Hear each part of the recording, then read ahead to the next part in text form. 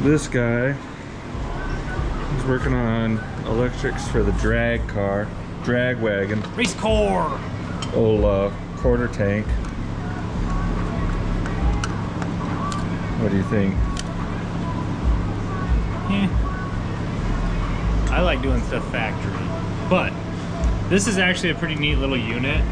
So race cars, you want everything as simple as possible, and you don't really care about having big bulky switches.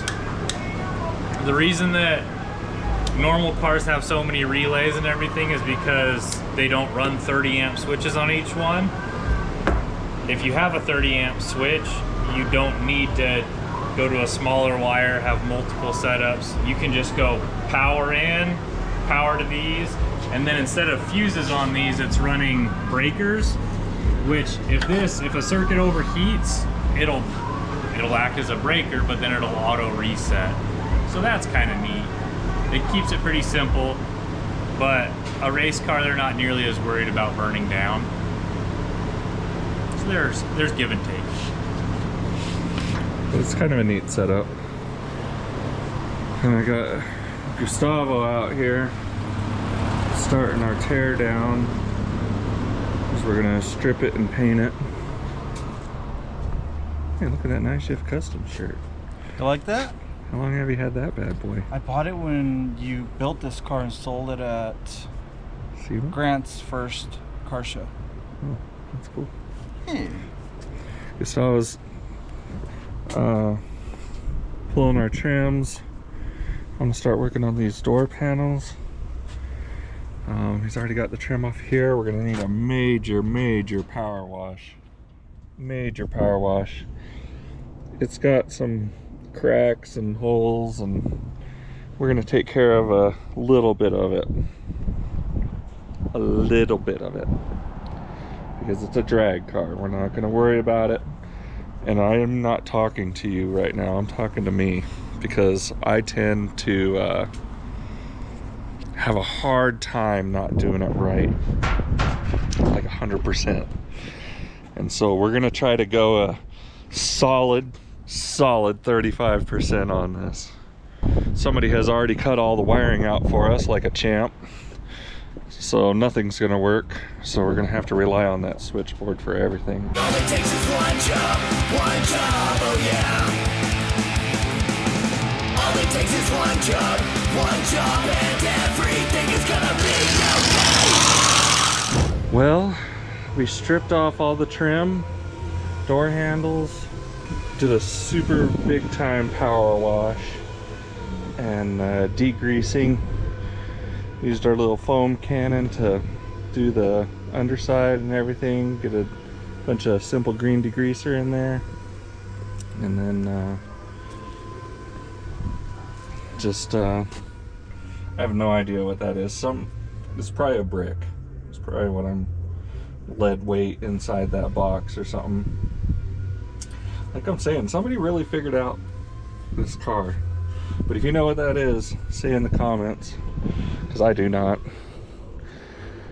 I'm guessing it's a lead brick inside there, but I don't know. But got it all kind of cleaned up, and there was a bunch of mud in each door. The engine bay looked absolutely awful. Lines like these just looked ancient. Now they look brand new again. I had everything covered and everything, don't worry. Our quarter windows are about ready to fall out. They have pretty much delammed from just about everything. And I wish they would have left it this green. It's kind of a super metallic-y olive. But then they painted it this green, and they painted it this green, and so it's just a green machine. The inside of this tailgate is just absolutely awful. Somebody actually, this has been skinned from like somewhere in here down, and it's just a train wreck. But you know what? We're gonna put this wreck back together enough to make it look a little decent and get down the old drag strip. And that's about all she's gonna do.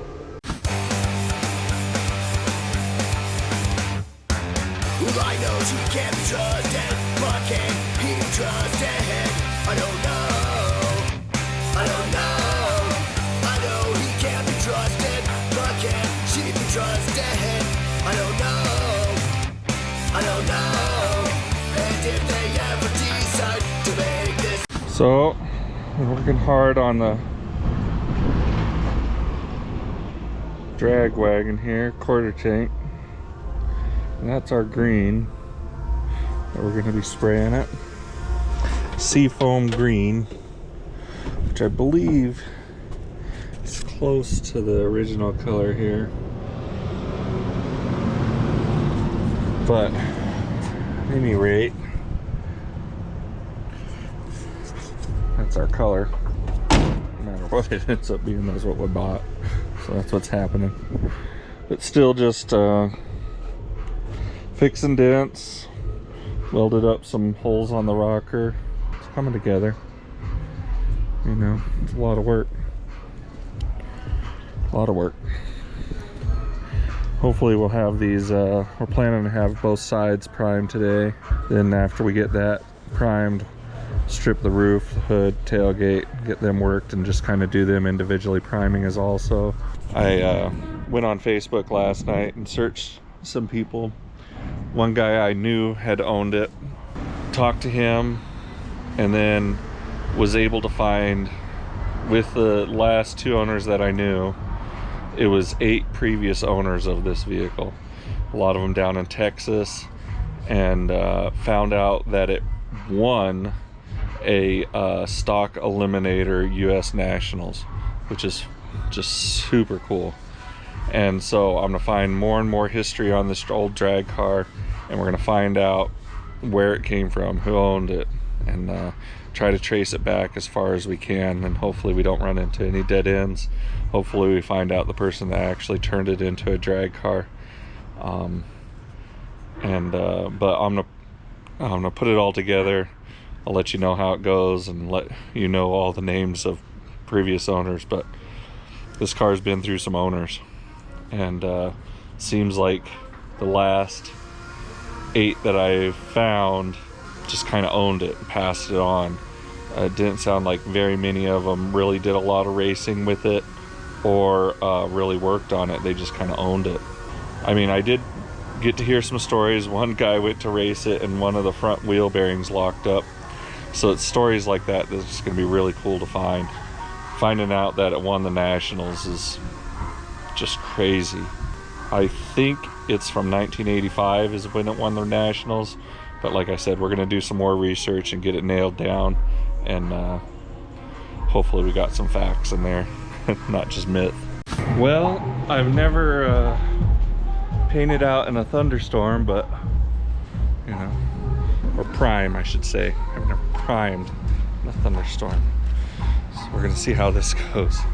It's threatening to rain, and I don't want to sand this thing again, so we've been thrashing, and it's not ready. We're just going to do these 2 sides.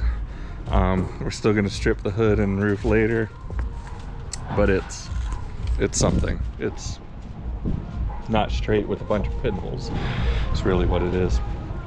We might call that a-okie dokie. I know he can't be trusted, but can she be trusted? I don't know. I don't know. And if they ever decide to make this thing official, will neither one of them make it out alive? I don't know. So how bad is it for your fresh primer to get rained on? Find out on the next episode of Night Shift Customs. That fender's getting soaked. I don't know what that's gonna do. But I knew I didn't want to sand it again, so the wife stole my Easy Up. Luckily Gustavo brought his. But shout out to the wife. Hey babe, thanks for taking my Easy Up. Could be covering up the front fenders with it, but you know.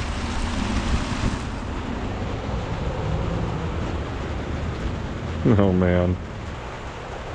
We're gonna find out what it does, and I'll report back to you. Well, put it out in the sun today to hopefully dry it out. It seems Okay, I don't know. I don't think the rain really, it didn't really hit much on the sides. Got a little here, and the front fenders there.